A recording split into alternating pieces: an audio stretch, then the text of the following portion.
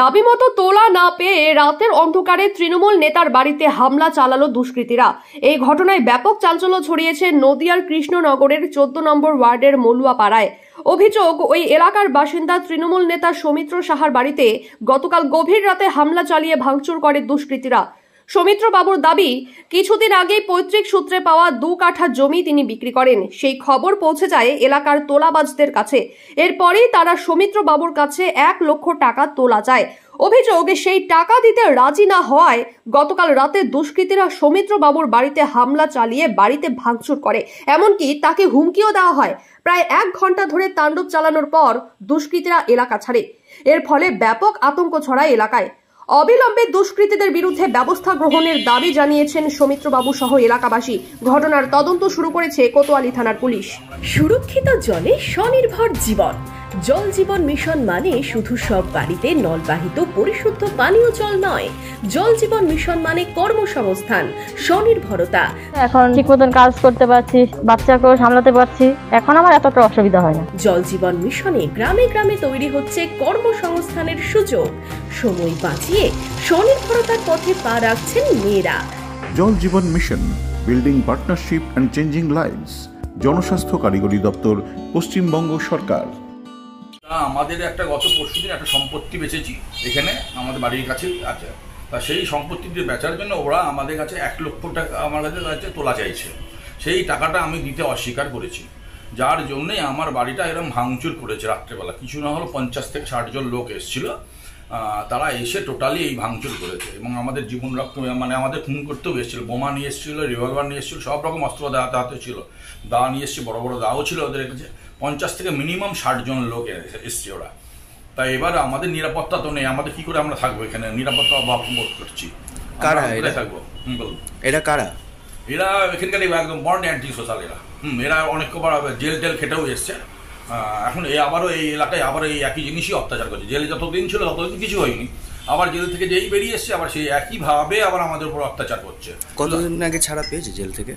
বছর 2 আগে মনে হয় ছাড়া পেয়েছে, বছর 2 আগে ছাড়া পেয়েছে। দিয়ে আমাদের টোটাল এখানে একভাবে তোলা আরম্ভ করেছে এবং রীতিমতন আবার সবার উপর অত্যাচার করছে। এখন কি হয়েছিল, কি ঘটনাটা? মনে হচ্ছে আমি তোলা দিয়েছিল, আমার জমিটা বিক্রি করে এসেছি, আসার পরে আমার কাছে এসেছিলো এই ব্যাপার, তোমরা জমিটা বেচেছো, এই ব্যাপার, এই আমাদের 1 লক্ষ টাকা দিতে হবে। আমি তো বললাম না, আমি 1 লক্ষ টাকা দেবো না। কিসের জন্য দেবো? আমাদের পৈতৃক সম্পত্তি, এটা আমরা বেচেছি, কাউকে আমরা তোলা হিসাবে কাউকে কোনো রকম টাকা দেবো না আমরা।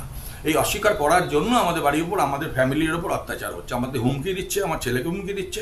আমার ছেলে গেঞ্জি সব ছিঁড়ে দিয়েছে একদম রেজিস্ট্রি অফিসের মধ্যে। যখন রেজিস্ট্রি অফিস রেজিস্ট্রি করে যখন বেরোচ্ছি আমি, তখন রেজিস্ট্রি অফিসের মধ্যেই 100 লোকজন ঢুকেছিল, গিয়ে ওখানে গিয়ে এই ভেঙে চুলে ফেলে দিয়েছে ওখানে।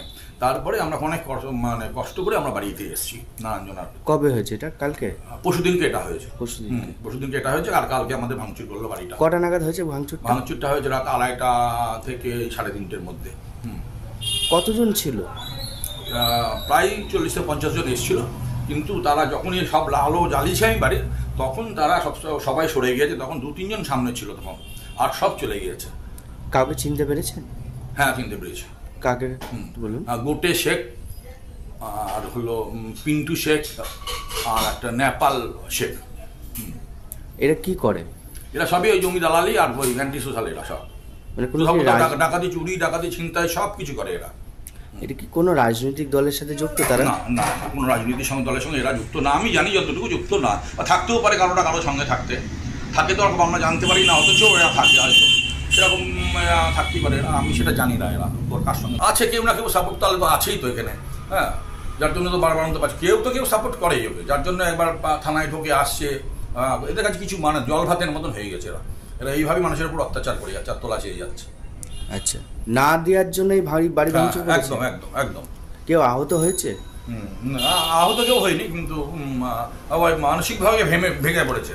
এখন আমার ছোট ছেলে আছে, পরীক্ষা দেওয়ার আছে, আজকেই একটা পরীক্ষা কলকাতায় আছে, চাকরির পরীক্ষা, কিন্তু যেতেই ভয় পাচ্ছে, বেরোতে পারছে না। আমরা জোর করে বলছি যাও, তাও যাচ্ছে না, ও পরীক্ষা আছে। মানে কতটা ভয় আতঙ্কে গ্রাস করেছে? সাংঘাতিক। এখন সত্যি কথা বলতে আমরা বাড়ির বাইরে বেরোতে পারছি না আমরা। আমার ছেলেরা তো বেরোচ্ছেই না, আমার ছেলে বউ কেউই বাড়ির বাইরে বেরোচ্ছে না। থানায় অভিযোগ করেছেন? না, থানায় অভিযোগ করা হয়নি। কালকে রাত্রিবেলা পুলিশ এসেছিলেন, অনেক ঘন্টাখানিক বাদে এসেছিলেন, হয়ে যাওয়ার পরে যখন ফোন করেছি তারপরে এসেছিলেন, তখন ওনারা বললেন আপনার সকালবেলা গিয়ে একটা ডায়েরি করে দিয়ে আসবেন, আমরা টহলে আছি, এই পর্যন্ত বলেছে আমাদের। অভিযোগ করবেন? হ্যাঁ, অভিযোগ অবশ্যই করবো।